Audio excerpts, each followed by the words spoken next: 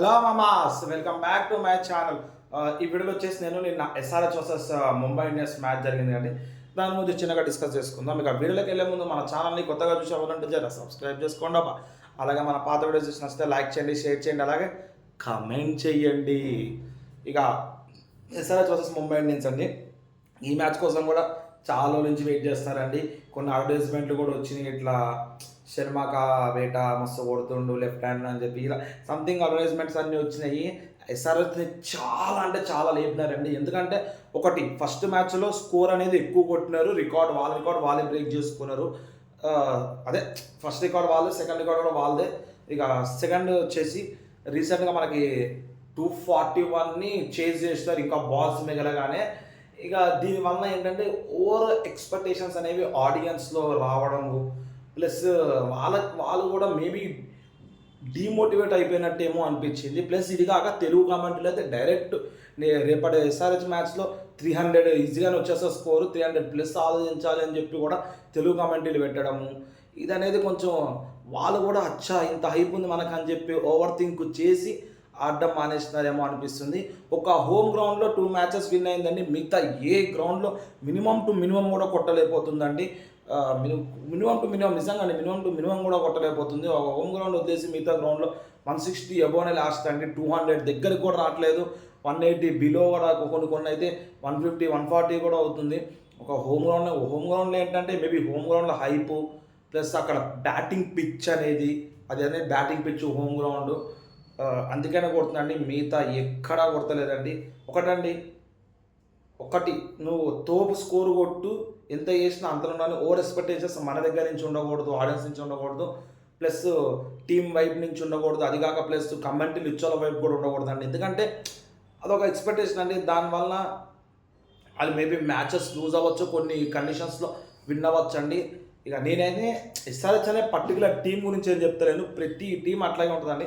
ఇప్పుడు మిగతా టీంలు 4 మ్యాచెస్ విన్ అయినవి ఉన్నాయి, 3 మ్యాచెస్ విన్ అయినవి ఉన్నాయి. వాళ్ళ అడ్వర్టైజ్మెంట్లు కూడా పెద్దగా రావట్లేమండి. మేబీ వాళ్ళ లాంగ్వేజెస్లో ఇవ్వచ్చు, కానీ మన లాంగ్వేజెస్లో మరీ ఓవర్ అడ్వర్టైజ్మెంట్స్ ఉన్నాయండి. ప్రతి ఒక్క సెలబ్రిటీ ఇస్తున్నారు అడ్వర్టైజ్మెంట్. ఎందుకు నాకు అంత అర్థం కాదు. ఎందుకంటే ఎస్ అండి, హైదరాబాద్గా మనం కూడా హైదరాబాద్కి సపోర్ట్ ఇవ్వాలి, కానీ మరీ ఇంత కాదండి. చూసినారా నిన్న మ్యాచ్ ఏమైంది, 300+ అన్నారు, ఏమైంది 200 కూడా అసలు 180 కూడా 170 కూడా దాటలే అండి. 162కే డిఫెండ్ చేసినారు. అదే 162కి ఆపేసినారండి ముంబై ఇండియన్స్. అంటే అర్థం చేసుకోండి నిన్న మ్యాచ్ ఎలా జరిగిందో. మేబీ చూద్దాం ఫ్యూచర్ ఎలా ఉంటుంది. స్కోర్స్ పరంగా చూసుకుంటే అంటే సన్ రైజర్స్ బ్యాటింగ్ లైనప్ చూసుకుంటే అభిషేక్ శర్మ వచ్చి 28 balls 40 runs కొట్టిండండి. 7 4s 0 6s 142.86 strike rate అండి. హెడ్ వచ్చేసి 29 balls 28 runs కొట్టిండండి. 3 4s 96.55 strike rate అండి. ఇషాన్ కిషన్ వచ్చి 3 balls 2 runs కొట్టిండు, 66.67 స్ట్రైక్ రేట్ అండి. నితీష్ రెడ్డి వచ్చి 21 balls 19 runs కొట్టిండు, 1 4 90.48 స్ట్రైక్ రేట్ అండి. క్లాస్లో వచ్చి 28 balls 37 కొట్టిండండి, 3 4s 2 6s 132.14 strike rate అండి. అంకిత్ వర్మ వచ్చేసి 8 balls 18 కొట్టిండు, 2 6s 225.00 స్ట్రైక్ రేట్ అండి. ప్యాట్ క్యూమిన్స్ వచ్చి 4 balls 8 runs కొట్టిండు, 1 6 200 స్ట్రైక్ రేట్ అండి. ఇక ముంబై ఇండియన్స్ బౌలింగ్ లైనప్ చూసుకుంటే మనకి దీపక్ చహార్ వచ్చి 4 overs 47 runs ఇచ్చిండు, 0 wickets 11.80 ఎకనామీ అండి.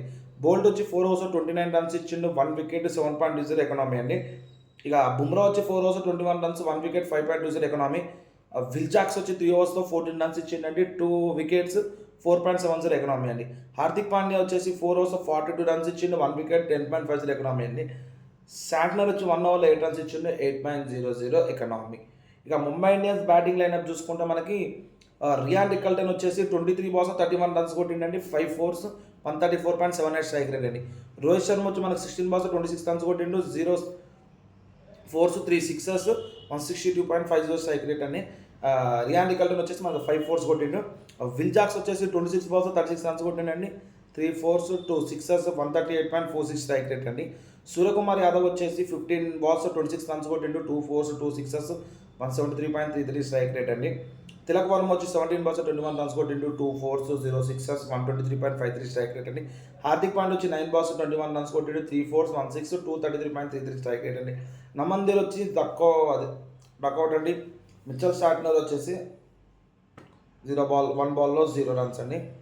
ఇక ముంబై ఇండియా ఇది సన్ రైజర్స్ బౌలింగ్ లైనప్ చూసుకున్న మొహమ్మద్ షబీ 3 overs 28 runs ఇచ్చిండు 0 wickets 9.30 ఎకనామీ.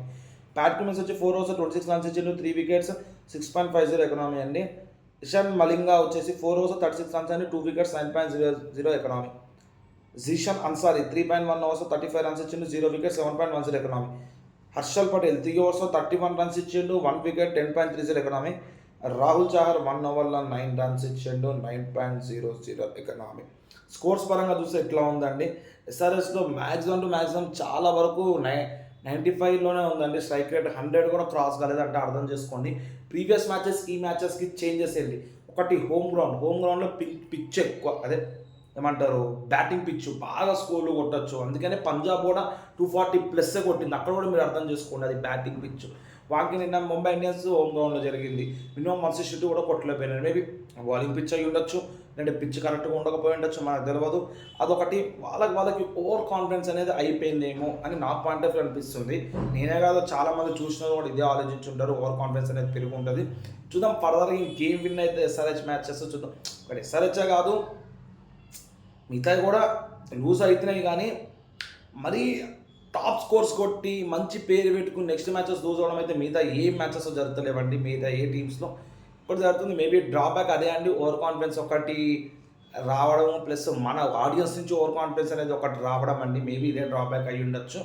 ఇక మనకు తెలియదు, ఫర్దర్గా చూద్దాం. ఫర్దర్గా ఏ మ్యాచెస్ ఉంటే దాని రివ్యూ కూడా ఇస్తానండి. ఇక ఇలాంటి వీడియోస్ అన్నీ రావాలంటే మన ఛానల్ సబ్స్క్రైబ్ చేసుకుని పక్కన బెల్ ఐకాన్ క్లిక్ చేస్తే నేను ఇట్లా వీడియోస్ పెట్టగానే మీకు ఇట్లా నోటిఫికేషన్ వస్తాయండి. దాట్స్ ఇట్ అండి రోజుకి.